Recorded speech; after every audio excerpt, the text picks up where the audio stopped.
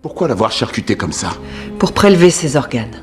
2 magnifiques reins, un foie et un cœur. Ce médecin, en soignant sa patiente, a secrètement prélevé le cœur de celle-ci. Il y a peu de temps, la mère de la jeune fille a découvert par hasard que le cœur de sa fille décédée avait disparu. Elle a immédiatement alerté la police. Après enquête, la police a découvert que c'était le médecin traitant, Lorraine, qui avait prélevé le cœur. Elle avait retiré le cœur de la jeune fille sans le consentement de la famille. Et à cet instant, ce cœur était en cours de transfert d'urgence. Benson s'est immédiatement précipité sur le toit pour l'intercepter. Mais les paroles du pilote l'ont figé sur place. Ce cœur ne peut tenir que 10 minutes au maximum. Il y a un petit garçon en phase terminale qu'on prépare en ce moment même à être transplanté. Je suis désolé, il va devoir attendre un autre cœur. C'est un vrai miracle qu'on lui ait trouvé celui-là, ça fait 3 ans qu'il est sur liste d'attente. Face à ce choix difficile, Benson n'a eu d'autre choix que de consulter les parents de la jeune fille. Après avoir été informé de la situation, le père a demandé quelques jours de réflexion. Mais la situation était extrêmement urgente. Il devait prendre une décision immédiatement. En pensant que le cœur de leur fille pourrait sauver un autre enfant, le père a commencé à hésiter. Mais la mère ne pouvait absolument pas l'accepter. Sa fille venait de mourir, et une partie de son corps allait encore être emportée. Voyant le temps s'écouler de plus en plus, le pilote ne cessait de les presser. Finalement, Benson a quand même emporté ce cœur. Lorsque la police a retrouvé Lorraine, elle n'avait aucun regret. Elle estimait que la jeune fille en état de mort cérébrale était la donneuse d'organes la plus appropriée. Elle voulait simplement sauver un autre enfant. Mais la police lui a dit que cela ne justifiait pas le vol d'organes. Je ne voulais pas risquer qu'ils disent non. Il y avait un autre enfant à prendre en compte qui lui était vivant. Pas vu, pas pris, c'est ça? Et pourquoi pas? Parce que d'après la loi,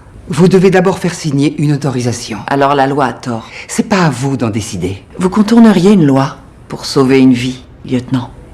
La police a rapidement découvert des problèmes plus graves. Parmi les patients sauvés par Lorraine au fil des années, de nombreux organes provenaient de prélèvements illégaux. La police a examiné tous les documents de don. Sur un total de 35 formulaires de consentement, seulement 4 avaient été réellement signés par les familles. Les 31 autres avaient tous été falsifiés par Lorraine. Plus étrange encore, elle n'avait jamais gagné d'argent avec ses organes. Elle faisait même des dons chaque année à des organisations médicales pour enfants. Cette rédemption illégale, mais sans malveillance, a plongé tout le monde dans un difficile dilemme entre la loi et l'humanité. Lorsque la police a fidèlement rapporté l'affaire aux parents de la jeune fille, la mère, après avoir tout entendu, était folle de rage. Elle a accusé Lorraine d'avoir arbitrairement privé les familles de leur droit de choisir. La mère a complètement perdu le contrôle. Elle ne pouvait pas accepter que le médecin n'ait pas consulté la famille avant d'emporter directement le cœur de sa fille. Elle estimait que, lorsqu'une famille confie son enfant à un médecin, c'est parce qu'elle croit que le médecin peut sauver l'enfant, et non parce qu'elle autorise le médecin à disposer du corps de l'enfant comme bon lui semble. Lorsque le procureur a tenté d'expliquer que Lorraine avait agi ainsi pour sauver d'autres enfants, la mère de la jeune fille n'a pu s'empêcher de répliquer avec colère. Qu'est-ce qu'il y a d'éthique là-dedans?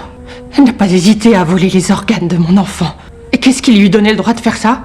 Son diplôme? Elle n'avait aucun droit de nous faire ça à nous, ni à Zoé. Vous emmenez votre enfant à l'hôpital, et vous croyez que le personnel médical va prendre soin de lui, et il le confie à ce sale vautour. Finalement, Lorraine a été poursuivie conjointement par 31 familles pour falsification de documents de don. Au tribunal, la mère de Zoé a accusé Lorraine en pleurant.